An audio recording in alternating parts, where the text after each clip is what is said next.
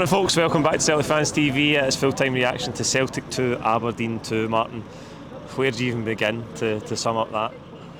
I think you often see a game of two halves. I thought in that first half we were excellent. It was really determined to put our mark on the game and dominate it, and we're playing at a real high intensity. The whole of the first half, two fantastic goals as well, and went in at half time thinking there's only one winner here. There's absolutely no way back for Aberdeen in my mind, and in the second half, fair play to Aberdeen. You said it before we came on air, as soon as that first goal goes in though, it puts a different complexity on the game, and they got that second goal not too far after the first goal, and then it was really game on. And then I don't know where you start with regards to what happened after that. It was just that game had everything, and you come a bit disappointed because you've dropped points, and you want to continue that run of maximising your points, but I don't feel too disappointed, even though we're 2-0 up in the game. I'm sure the manager will be absolutely raging in there. But we didn't lose that third goal. But how we never scored a third goal, it was just chance after chance after chance. But you knew there was a chance of them hitting us in the break, because that's what they were doing, and they were doing it really well. And how many last-ditch tackles? There's lots, wasn't there? In that first half, I thought we started really good intensity, as you said. It doesn't always happen after an international break. Sometimes it takes you half an hour to get into the game, but I thought we started really well. The first goal was brilliant because we win it back. Aberdeen have had an attack. Engels plays the channel ball for Kyogo. He does really well to stall, picks out Hatate, great first time finish. And then 5 minutes later we've scored again through Kyogo, another cut back for the left hand side this time. Hatate shot blocked, falls to Kyogo. And as you say, plain sailing at half time, and you just think if we can get the next goal here, it'll be a routine win. But credit to Aberdeen, they made the two changes at half time, and they get the goal back through Sokler. It's a good ball, I think, in behind Scales, but as you say, it just changed the whole complexion of the game. And then, the second half was chaos, wasn't it? Yeah, it was. To the two Celtic goals, those two players, Kyogo and Hatate, technically gifted. Those are the players you'd want those balls to fall to, because they show great composure. I grew up watching even great legends like Paul McStay just putting the ball over the bar when chances like that came about. But these lads, they don't panic, and they just find a way of putting the ball in the corner. I thought Kyogo's almost looked as if he might put it the opposite way, and he made the keeper and the defender go the wrong way and then slotted it in the corner. I really enjoyed watching both their goals and look forward to watching them again when I get home. But one of their subs obviously got the first goal, and I think it was Duke, their second sub. He got the third goal, didn't he? Albeit ruled out for handball. And again, we were saying before we came on air, it almost felt like those two subs were tactical. Regardless how the game was going, those two subs were going to come on and be impactful and make a big difference in the game. And it's not unusual to do that. Keep your ace card on the bench. I didn't feel that our subs made a huge difference today, and I was really disappointed with the guys who went off. I understand why they went off. They were becoming a little bit flat in the game, because it was Maeda, Kyogo and Hatate were the first three.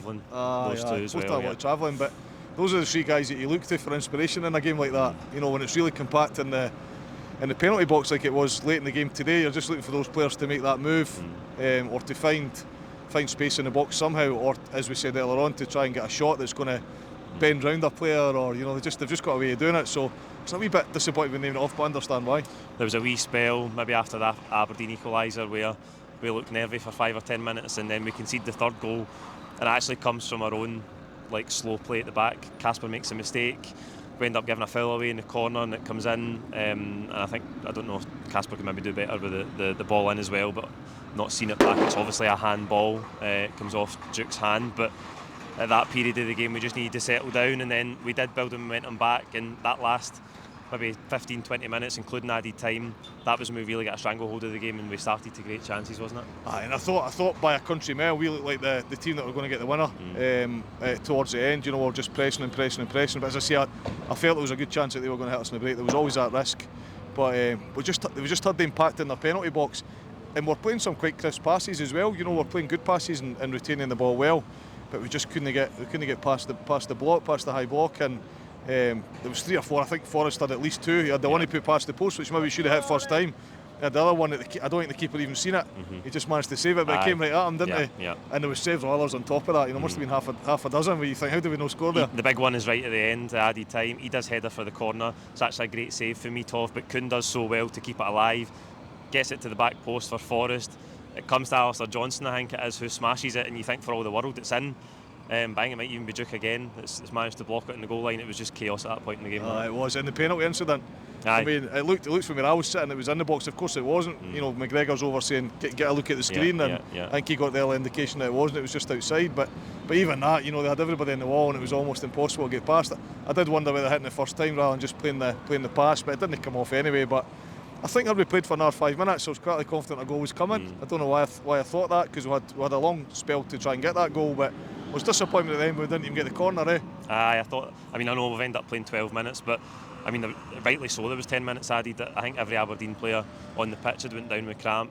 A VAR stoppage as well, one or two of those, so I think that was right that there was 10 minutes added time, and then there's another stoppage during that, and it ends up 12 minutes. I thought we might have got the corner as well, but it wasn't to be. Really frustrating. Kyogo's a good chance in the second half as well, where I think he should just take it, takes a good first touch, take it in his right foot, he cuts back inside. So we had plenty of chances to win it, but frustrating, I suppose. And we're going to Italy on Tuesday for the game against Atalanta on Wednesday. That's obviously into the other stratosphere of the Champions League. Would you think that result does for us mentally going into that? I don't think that damages us mentally. I think the performance was good, the intensity was good, there was some good individual contributions. I thought the fact that we showed good resilience to come back, fight back in the game despite losing that 2-goal lead, and we looked a stronger team for long periods in that last 15-20 minutes, so I don't think that did any damage other than slight frustration, because you want to maximise your points and keep the gap at the same level, well, increase the gap between us and Rangers. But as you say, what a different game on Wednesday, and you go into that not with a lot of hope. When you ever look at the results, really interesting, because they started the season quite poor. I think it might have been something like 1-1 out of their first 7. They were really struggling. Of course, brilliant team. Yeah. But then they fit a bit of form recently. They've been scoring goals the last couple of games that I've seen, and I think they've only lost 1 in the last 6, something like that. So you go there thinking we'll need to be at our very best, and they'll need to have an off night for us to get any kind of result. But the big thing for us during the week is to try and avoid a heavy defeat, you know. And you don't want to go over there celebrating a 2-1 defeat. You know, you want to go over there and try and get a result of some kind. But we cannot have another situation like Dortmund, because that will really dent our confidence at that level. Yeah, and the big question mark, I suppose, the big frailty for us today is the defensive work. At times we looked a bit flustered at the back in the second half. Carter Vickers didn't make the bench today, so you wouldn't think he'll make the starting line-up on Wednesday, and he is a big miss for us, isn't he? I know we've got the 2 left-siders in there now with Trusty, but Carter Vickers just brings such a calmness to the whole team, but the defence particularly, we're really missing him, aren't we? And I don't know enough about the status of his recovery, but it's often the case that you think a player's got no chance and then they make it, and we'll find out soon enough whether he's on that flight or not. I'm sure that information will be leaked one way or another. But I wouldn't be too surprised if it didn't risk him today if he's not 100% fit, and I wouldn't be too surprised if we take a chance from him during the week, because he's such a big miss. No disrespect to the lads that played today, but it's a completely different defence. A wee bit panic at times today. You know, I think about the Scales one when they had to track back and flying into tackles to try and avoid. You know, in Atalanta, with all due respect to Aberdeen, will create a lot more chances than Aberdeen did. And Aberdeen could have scored 3 or 4 today. So what could Atalanta do to us during the week? So we are going to rely heavily on not just the defence but the midfield. I thought Hatate today in that first phase of the game played more like a 10, and I love watching him as a 10. But then even early in that second half, he was something to come back into an 8 or a 6. And I think we'll need whoever the personnel is in the middle. I think we'll need 2 or 3 of them to come deep and perform well. And we didn't do that in Dortmund. It'll be interesting to see what Rodgers does tactically as well. Yeah. Huge test on Wednesday. It finished 2-2 here at Celtic Park. We're going to the pub, and we're going to need half an hour to dissect the rest of that game. Join us for the post-match pint. Thank you for watching.